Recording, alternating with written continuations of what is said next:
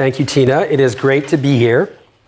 ETL was actually a favorite of mine when I came to Stanford almost 25 years ago. And in fact, even when I was at the business school almost 10 years later, I used to sneak over here because you guys always have these great talks and speakers. And when Tina asked me actually to give this talk, I have to say it was with some amount of sort of trepidation, because I was thinking about the fact that 25 times a year, you all get to hear from these sort of fully formed, successful Silicon Valley executives and leaders dropping wisdom on sort of you all from their sort of decades of experience. And I kind of was thinking about, well, this feels sometimes like these massive live oak trees that are all over campus, and they're just like beautiful and large and strong. But we sometimes forget that like they were little seedlings at one time, and there are all these experiences that sort of add another ring or a branch to each of that sort of greater whole. So, as Tina said, I've had a lot of different experiences and roles in my career here, starting out as a product designer, then as an entrepreneur, and now as an investor. So I thought it would be fun to actually deconstruct a few of the lessons that I have kept learning over and over again from these many experiences, or as I sometimes think about them now, as from Steve's jobs. Now, the first job I ever had was actually when I was a kid. So I grew up in Worcester, Massachusetts, and if you know Worcester, a couple of you, it's a working class city about an hour west of Boston, and Worcester's known for three things.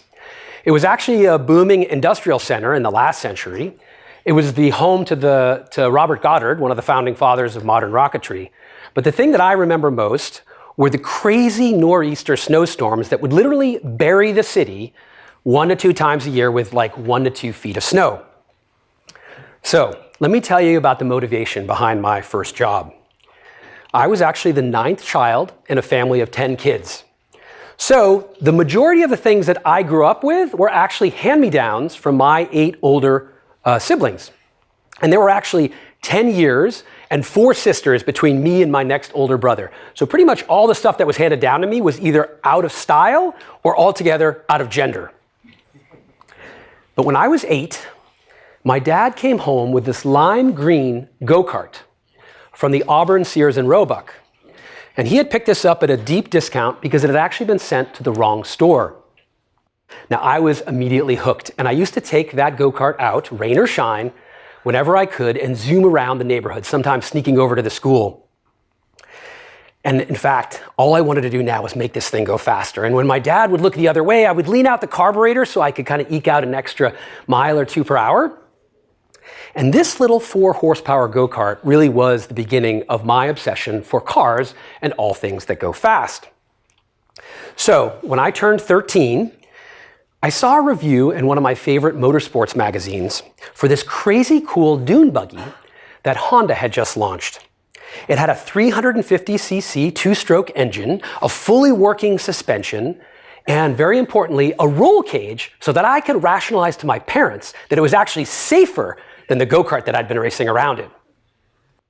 But in order to underwrite this passion, I was going to need to get a job other than the Sunday morning paper route I had at the time.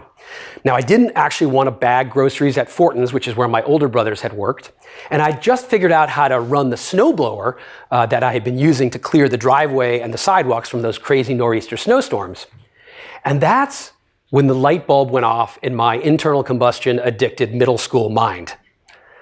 I would sell my services, snowblowing services, to all of my neighbors. Now, I had a decent snowblower. It wasn't a great one, but it was good enough to get started. The next thing I needed was an identity. Business cards, of course. So I convinced the head of the 7th grade print shop to let me bail on basically the mock book cover project, and instead I built my first business cards in print shop class. And this was now Steve's snowblowing services. So I actually still carry one of these things in my wallet today. It's a great reminder. And from this little business, I learned the first version of 3 really important lessons. Number 1, learn how to sell. So I had a snowblower and I had business cards, and now all I needed was customers. Total dread. I mean, this idea of going to my neighbors and selling them my services was just completely paralyzing to me, to the point where I can still remember walking up their steps, standing on their front porch and staring at the door knocker with just abject fear. And then I would kind of muster everything I had, knock on the door, and deliver my pitch. And the first few times just totally sucked. And then I landed my first customer, Mrs. Paynton. She had a long driveway and a lot of steps, which was the very manual part, so she was worth $40 a storm. And then I locked down the Tinsleys and then the Rices, 2 doors down from them. And pretty soon, I was beginning to kind of push past the confines of my street, which is literally still stained with this very ironic dead-end sign on the corner. And now I was seeing, okay, more sort of top step doorbell dread, more butterflies, but more customers. And pretty soon, I had to upgrade to a much more powerful 8 horsepower snowblower. And I also upgraded my print shop business cards to these much fancier flyers that I painstakingly designed on the IBM 8086 computer that we had in our basement. And this was the second lesson that I learned. Design matters. I must have made 30 different versions of these business cards with 50 different fonts and spacings and alignment. And I'm convinced that my customers took me more seriously and I could probably charge them more because it was clear that I actually cared. And that dovetails to the third lesson that I learned. Take out the garbage. My dad used to say, no matter what it is you choose to do in life, just do it with excellence. If you want to be a garbage collector, just be the best darn garbage collector there is. Be ready and willing to take on the unglamorous tasks. Changing the oil and greasing the bearings of that snowblower in between every snowstorm was a total drag. But guess what? It never broke down during one of those big storms. And by the time that I had turned 14, I was making $400 per storm because I had committed myself to this little business in these ways. I came to this realization that we're all natural-born entrepreneurs. Oh, I got that dune buggy. In fact, I still have that dune buggy. No joke. So, eventually, I went off to school, to WPI, where I studied engineering and robotics. I built this. This was the lightest SAE Formula race car of its time from scratch, along with half a dozen classmates of mine. I studied abroad in Germany and then Switzerland, thinking that I wanted to be an automotive engineer, and then figured out that this industry was way too conservative and slow-moving for my tastes. So I came here to Stanford to get a master's in engineering. Now, this was a really good decision, because I met my wife in ME 218. Thank you, Ed Carrier. And I also met David Kelly during my first Friday here on campus, when he opened my eyes to the world of product design. A few months later, after seeing my final ME 101 project, I was a grad student at the time, David came up to me and said, as you guys have heard him probably in his plaintive whine say, "You got to work at IDEO this summer." And that summer was a total blast, and the beginning of 5 amazing years at IDEO, which is an incredibly special place. I started out as an individual contributor, building skills, pulling all-nighters, and putting into practice a lot of the things that you all learn here at Stanford. Things like user observations and need finding and rapid prototyping, and the actually totally overlooked but hugely important role of storytelling. I worked on everything from toys to furniture, anesthesia delivery devices, Nike's first sunglasses, a rapid bun toaster for McDonald's. I actually went to Hamburger University, no joke. And through the prism of these different experiences and projects, I learned that, yes, design does matter, but design is a lot more than tuning the pixels on that snowblowing flyer. Design was actually about the what. It was about asking the right questions and solving problems of all manner and level of importance. It was actually not necessarily about giving users or clients at IDEO what they had asked for, but oftentimes giving them something that when they saw it was what they wanted all along. So I did this a few times over at IDEO, and about 4 years in, I got asked to lead a very high-stakes project to develop a family of voice-over IP phones for Cisco. Now, why was this such a big deal? So my initial proposal for this project was $3 million, which was 4 times larger than the largest project I had ever led at IDEO, and the largest project at IDEO at the time. Cisco was actually one of the Silicon Valley darlings. It was closing in on a market cap of $500 billion, and it was clear that if we were successful on this project, there would be a lot more work to come. And then, for me, this was a bit of a magnum opus project. I would be working with the best people in each of the disciplines at IDEO, including Bill Moggridge, who was literally the founding father of the field of interaction design. Oh, and Cisco, they had never designed a product with an actual user interface. Never mind a phone that would touch your face 50 times a day. Like, that's a product you got to get right. So high stakes on many fronts. But I thought I had this. And then we have our kickoff meeting. And all these big wheels join from Cisco. Mario Mazzola, Luca Caffiero, these are the Cisco Mafia, as they were affectionately known. And they had these super strong opinions about what we were supposed to build. And I immediately realized that this is going to be like one very spicy meatball to manage this team. And then they introduced me to my counterpart, whose name is also Steve, and who literally just joined the company 2 weeks prior to the kickoff meeting.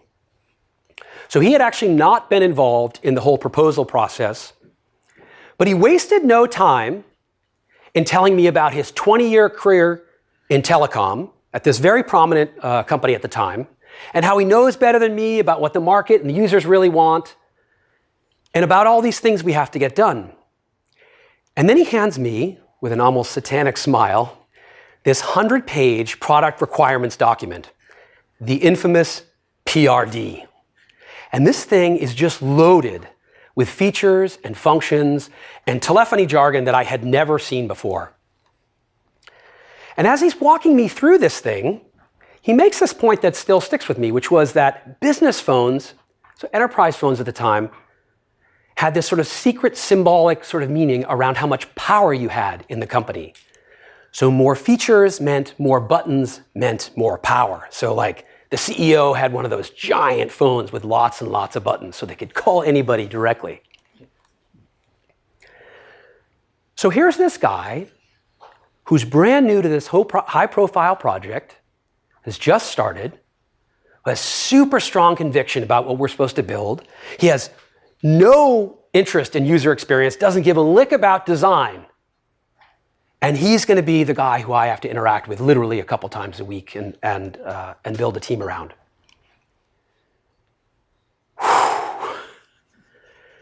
So I definitely had my work cut out for me.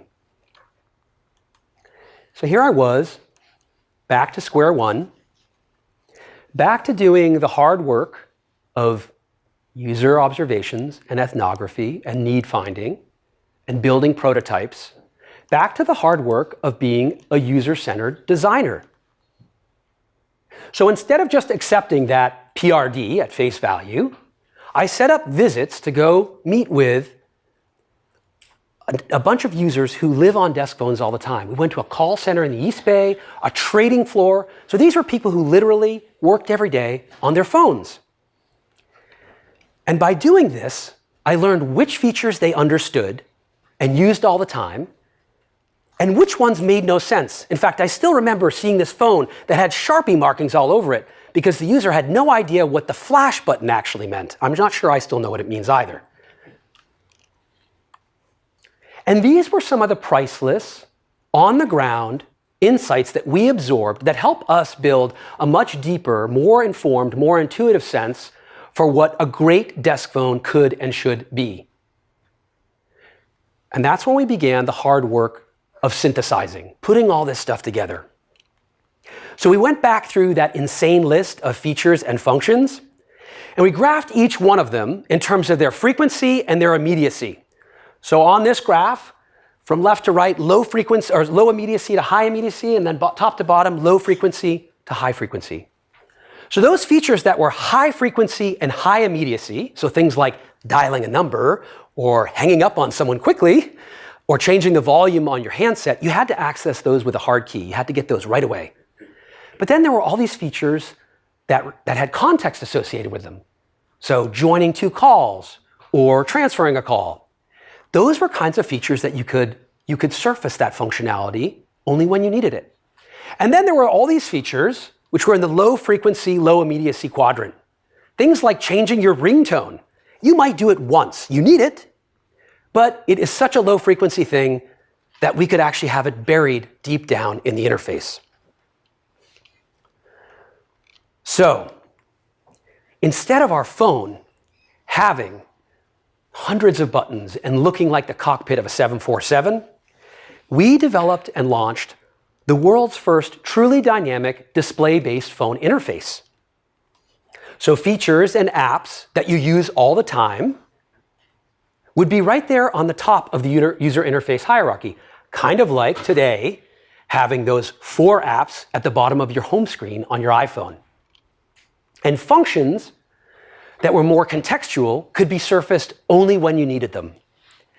Now, I realize you all use smartphones today, and this seems like a really obvious insight from like a million years ago.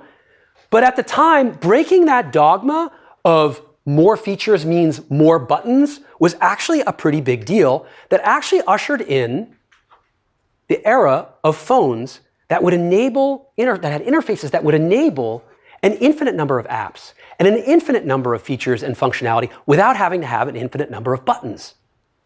And that was a pretty big deal. In fact, my iPhone has this wonderful IDEO-coded, chemically reinforced glass, but it only has 3 buttons on it, right? Maybe 4 if you count the slide switch. Now, not only were these phones transformed, but this entire industry was turned upside down.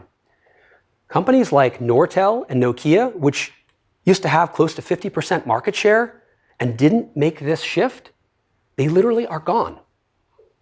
And Cisco and Apple, which hadn't made a phone, are now basically owning these categories.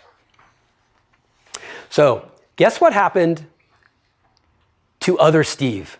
My Cisco counterpart, the guy who was the keeper of the PRD and who used to berate me on the phone every time he would get one of my monthly invoices. We made him look like a genius. Now, I haven't seen him in a long time, but a few years after we launched the product, Cisco had already shipped 100 million units of that phone. Our phone was everywhere, including on the desk of the president. I was pretty jazzed when I saw that. And he stopped needling me about those monthly invoices. And for me, I left this project with much deeper respect for the hard work of user-centered design. But even more importantly, I left this project, which was my last one at IDEO, with the confidence that I could design anything. So, I'm going to take a drink of water here.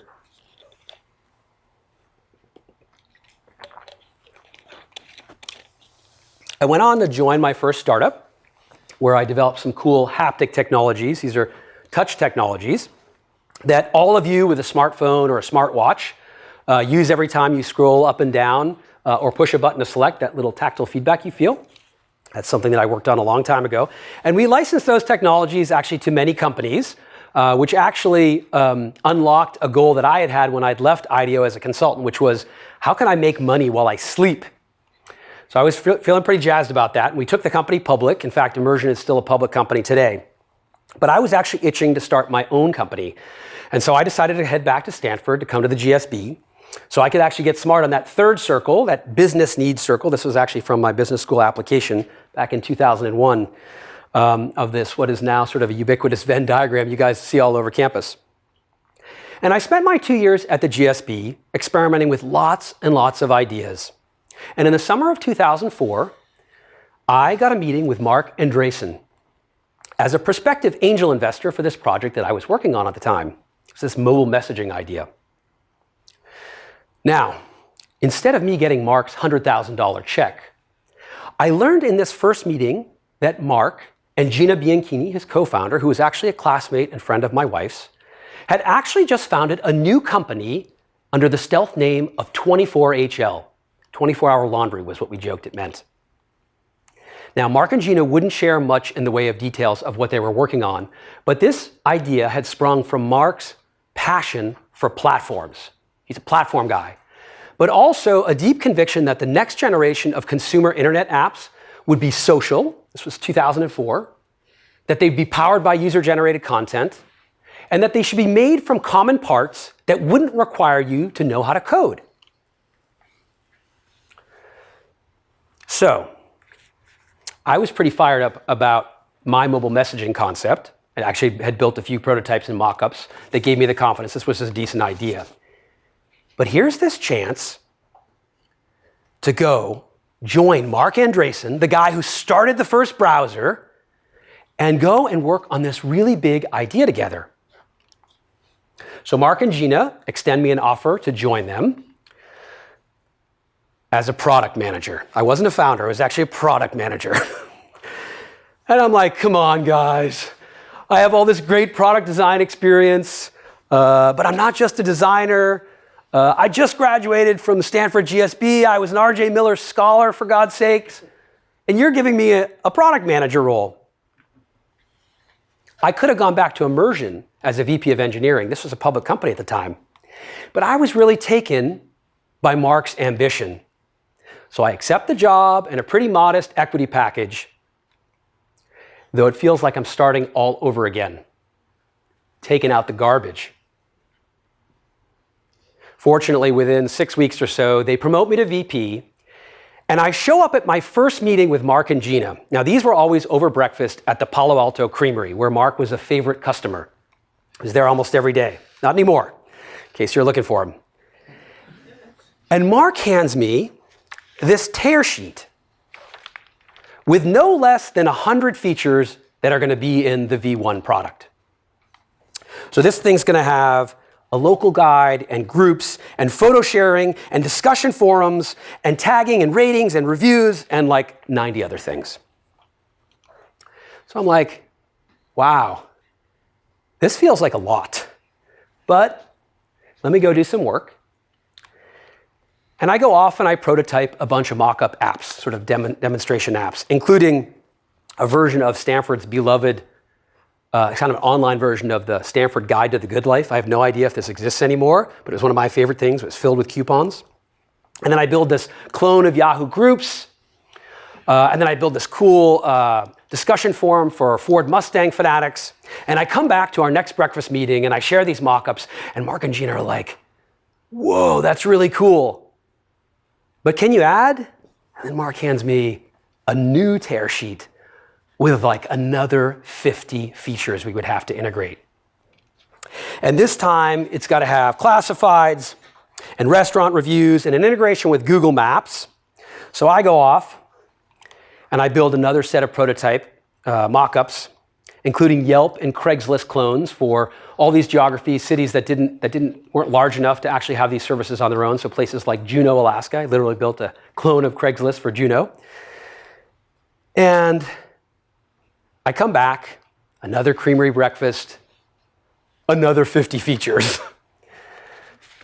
Now it's going to have betting and dating and a rumor board. Oh, and it's an election year, so it was also going to have one of these election markets, sort of like the Iowa electronics markets that help the prediction markets. And it also had to be easy enough for non-technical users to use it, but also powerful and flexible enough that hardcore programmers could actually really get use out of it. And so I go off and I build more prototype apps, and I begin working on the app building interface, which we affectionately called the playground. And as this repeat loop breakfast meeting dynamic continues, I begin to become very uncomfortable with this everything to everyone platform strategy. And in the midst of all this, Tim O'Reilly launches the first Web 2.0 conference. MySpace is on fire. Friendster's falling over. Facebook is still closed to just universities and colleges, but it's clear that it's growing like an angry weed. And YouTube blows up on the back of Andy Samberg's Lazy Sunday. Have any of you seen this? Some of you. Mark, of course, sees all this stuff happening as well. So you can probably imagine what happened at the next creamery breakfast. Now our service was going to have, this is actually it, guys. It was going to have every feature from every Web 2.0 startup. I kind of joked at the time, we were going to build a mobile social network, video podcasting with a tag navigatable wiki. Like, put it all together. Or as Chevy Chase once said, it's a dessert topping and a floor wax.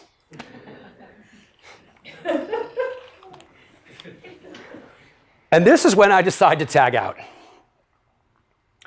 So unlike, that's Groundhog Day for those of you who don't know it. So unlike in the case of the Cisco phone, I was simply unable to manage that Cambrian explosion of ideas and features. What I ultimately realized was that platforms and viral expansion loops, as they were called at the time, are a great place to end up, but you're never going to get there if you don't focus on a single, unforgettable, minimally awesome product. How many of you have heard of Ning? 5, 6, 7 of you. But you've all heard of YouTube and Tumblr and Facebook. Ning, the one ring meant to rule them all, was sold to Glam for parts. Now, I'm still proud of the amazing team that we built, and some of those distributed architecture concepts that we pioneered still live on actually in the data centers of companies like Facebook and LinkedIn and others. But this story should serve as a very important reminder that infinite ambition is actually not a goal. I was actually chastened by this experience, which in so many ways was like a photo negative of everything I had learned about bringing great products into the world. Trying to be everything to everyone ends in being nothing to anyone. And it's only ruthless focus and delivering real value to real customers, to real people, is the only way to win.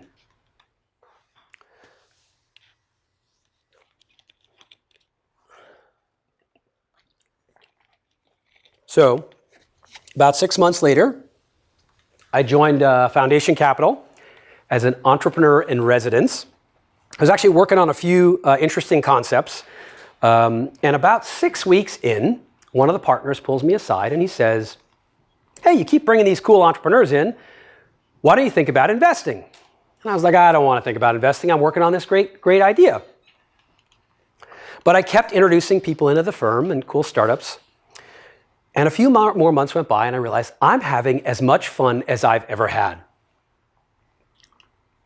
So I thought I'd give it a go, and I transitioned to a principal in the fall of 2007. So here I was, a product designer turned entrepreneur, turned investor. Excited to take on this very interesting new challenge, but also feeling like I'm starting all over again. So I spend the next several months going deep in a few interesting areas. In fact, in many ways, I actually thought about early stage investing the same way I had thought about product design challenges. Observe, understand, synthesize hypotheses, test and iterate on those ideas with the smartest people that you know in those areas. This was how you built deep points of view.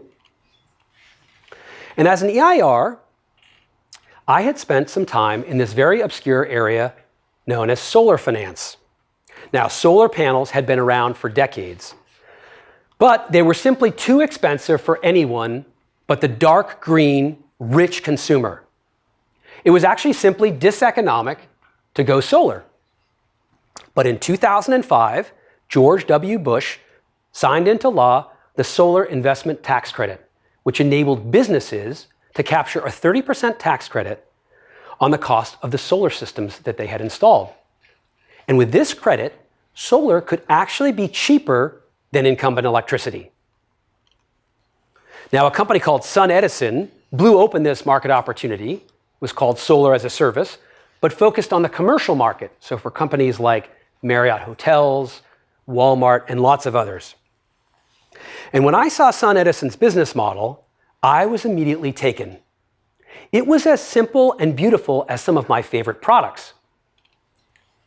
And it didn't take me long to ask, why isn't this same solar as a service business model also available to homeowners, to residential markets? So I decided to reach out to David Busby, who was the founder of SunEdison, and he told me why.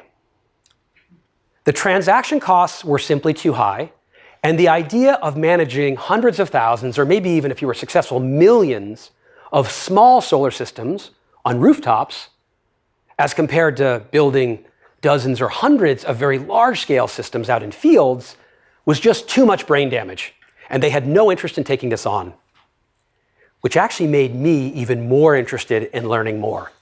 So I went and figured out the 4 things that you had to get right in order to build this company. You had to have the capital structure to be able to buy millions of systems, the operating chops to actually manage them. You had to be able to navigate the gnarly regulatory landscape. And then you had to be able to offer a single, simple offering to end consumers. And then, through one of my Stanford Business School classmates, I got a warm introduction to Lynn Jurich and Ed Fenster. They were 2 Stanford GSB students a few years behind me, and they had just started a residential solar as a service company. So I invited Lynn and Ed down to present on a Friday afternoon. They walked me through their pitch, and it was as if I had been hit over the head with a hammer. Between the 2 of them, they had figured out all the things you had to get right in order to blow this market opportunity open.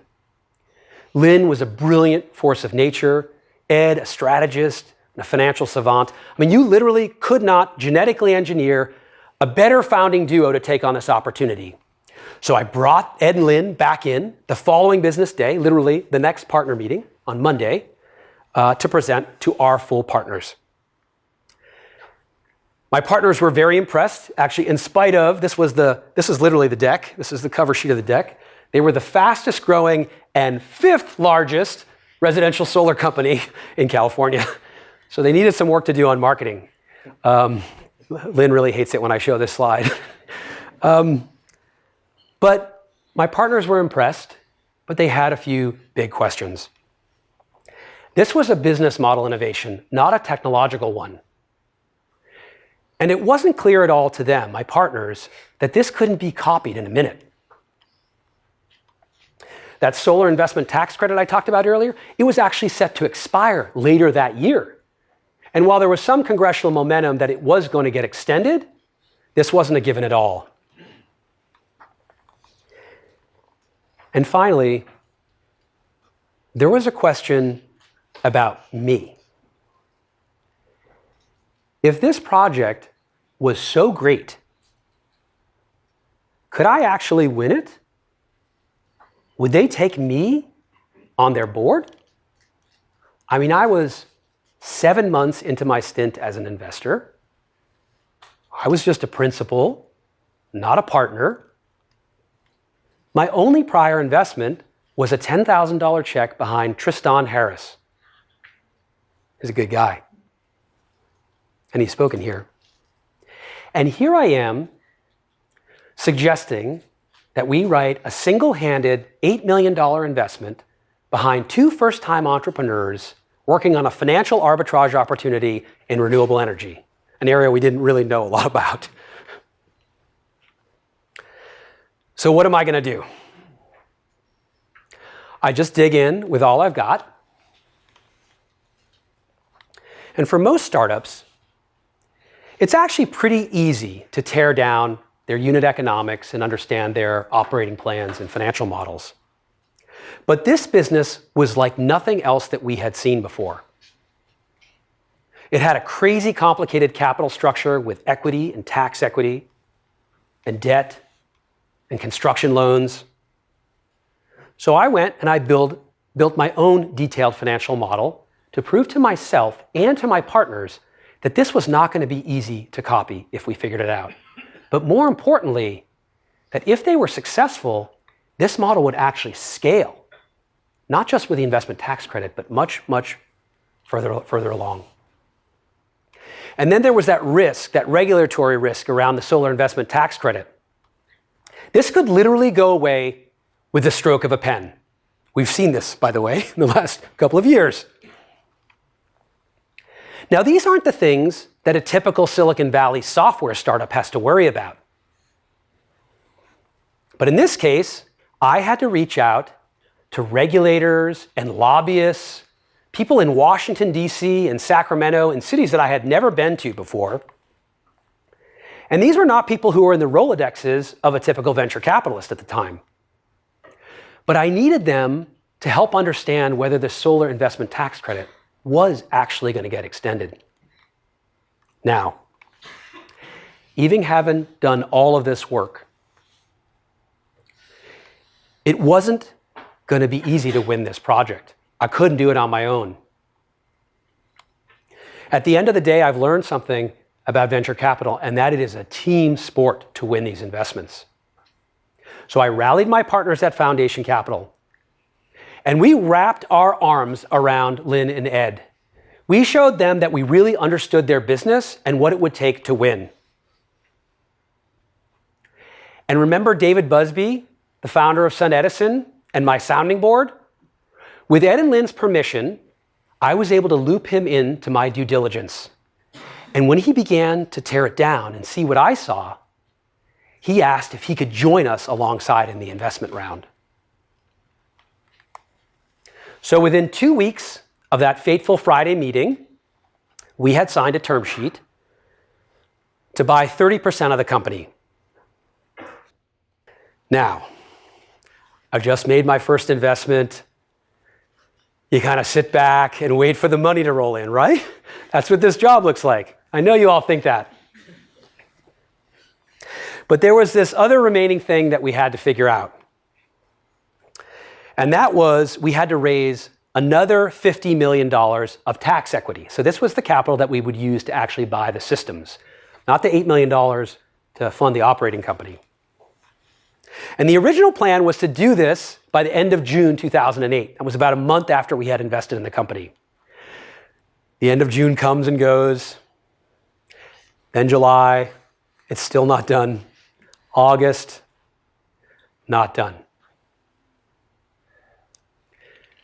Then comes September 2008.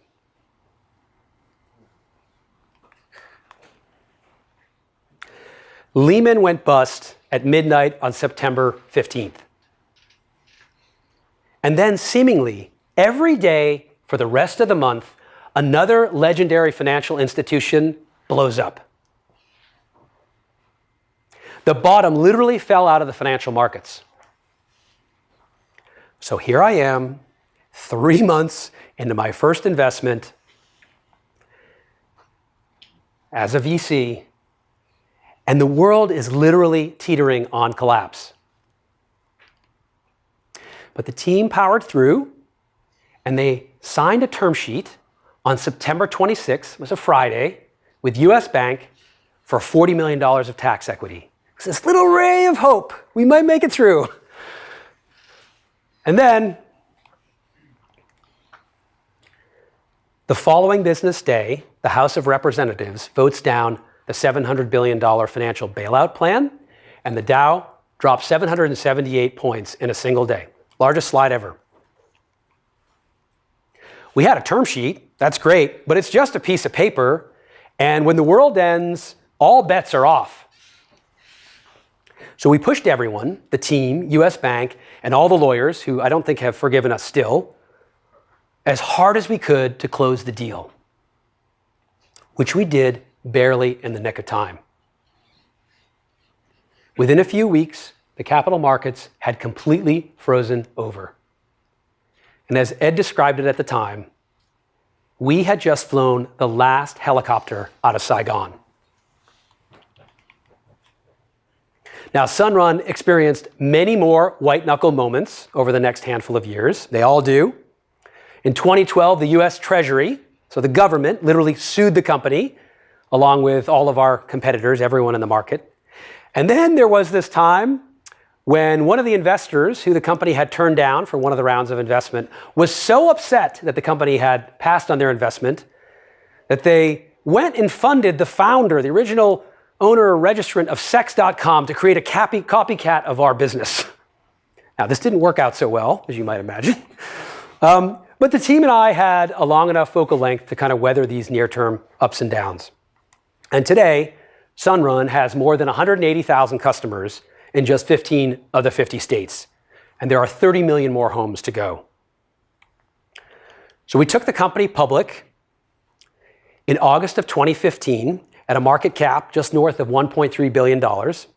Lynn, in the center there, co-founder and CEO and brand new mom, she had her 3-month-old with her, got to ring the bell. And I got that unicorn. I've made another 20 or so investments over the last 10 years at Foundation Capital, and each one of them serves as kind of another canvas for another startup story. But let me just wrap it up with the 3 lessons that I have learned over and over again in my career. Learn how to sell. For Steve snowblowing, this meant knocking on the door and asking for the order. At IDEO, this was about advocating for end users and the design process itself. And at Foundation, this has meant cultivating authentic relationships with entrepreneurs and figuring out how to help them achieve their goals. Whatever this means for you, with the business that you want to go build, just swallow your fears and do it. 2, design matters. Not just the aesthetics or the pixels on the snowblowing flyer, but design as the what. What problem are you going to solve? What opportunity are you going to go after? What positive impact do you want to have in the world? As I learned to do at IDEO and failed to do at Ning, focus on meeting real needs and wants. Find simplicity on the other side of complexity. Now, let me do a shameless plug here.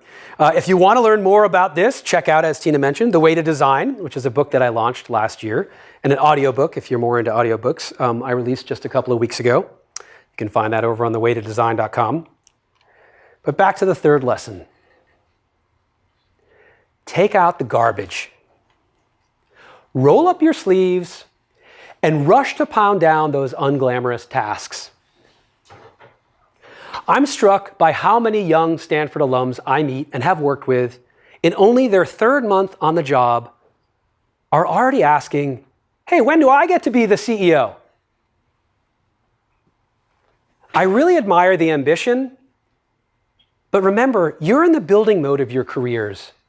So be willing to sublimate your ego, but don't subordinate your values. And one more thing. You all are so fortunate to be here at Stanford. It's literally ground zero for entrepreneurial thought leaders. You all have a lot going for you. But as you all also know, success is not guaranteed. So when you do find it, savor it, have fun, and enjoy the ride. And that's all I got.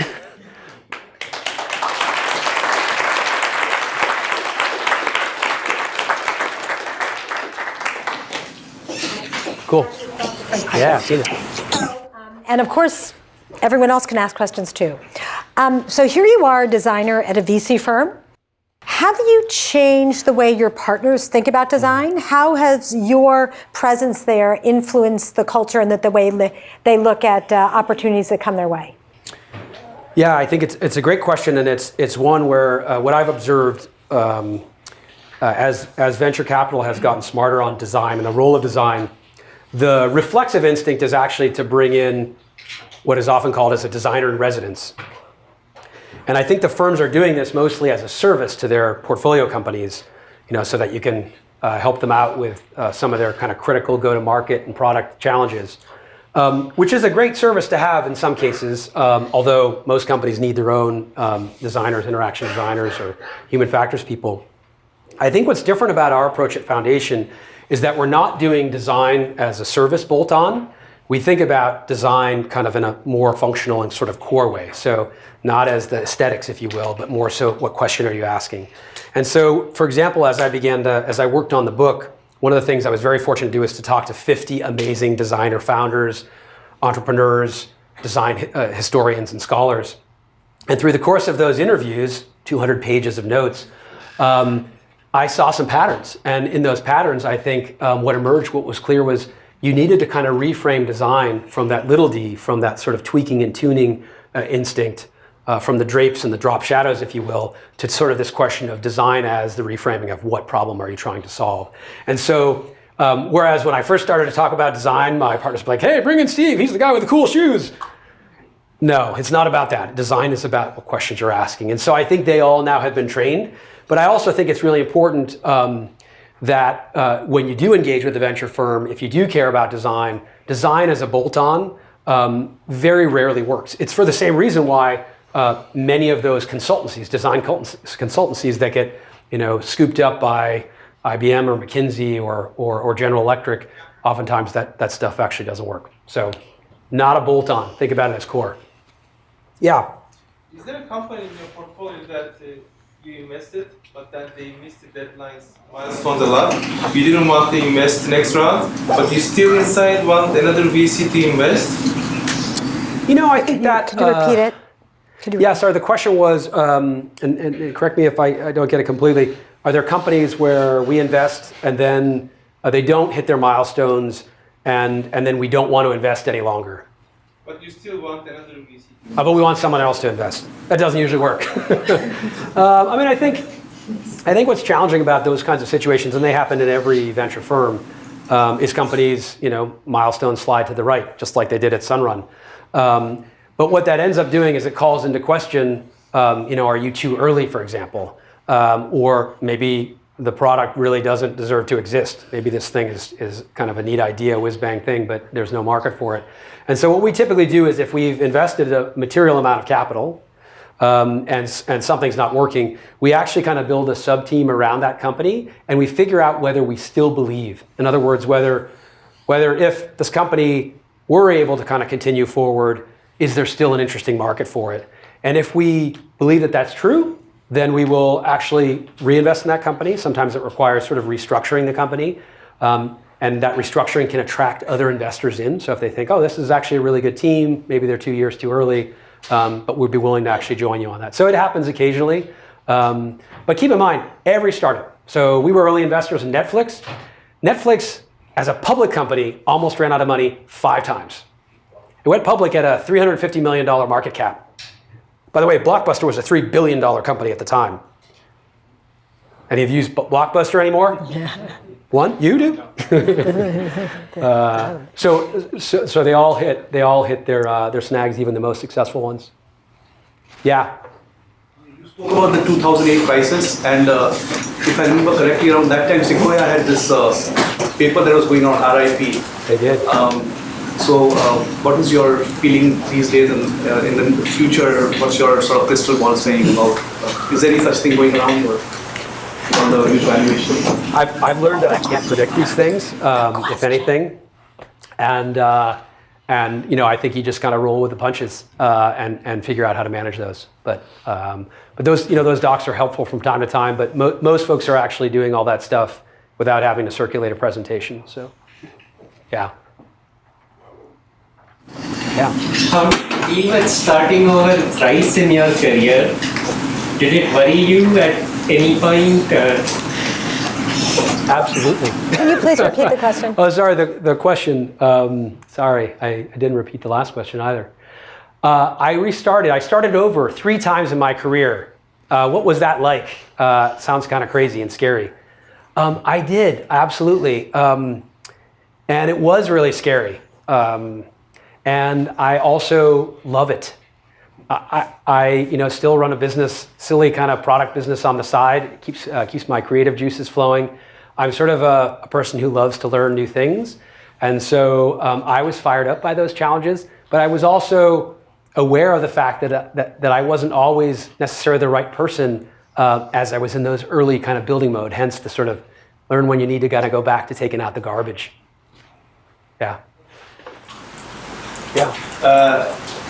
When someone tells you, I want X, but you think, actually, I think what you need is Y, how do you determine when you're actually correct and when you understand their needs better than they do versus trusting that they actually understand their needs? How do you differentiate? The answer absolutely depends, because if I'm talking to someone who's spent thousands of hours focused on some market opportunity, and they have evidence to prove that their point of view is the right one, then I respect that. But in general, I think I'm very practical about these things, and I would love to sort of most cases again turn these things into design challenges. That's my instinct. That's what like if you said sort of what is the thing you always go back to across all 3 times of changing careers. I was imprinted like a baby duck here at Stanford on these design challenges. And so I go back to prototyping, hypothesizing, sharing those ideas with the best and smartest people that I know, and I gather as much data as I can.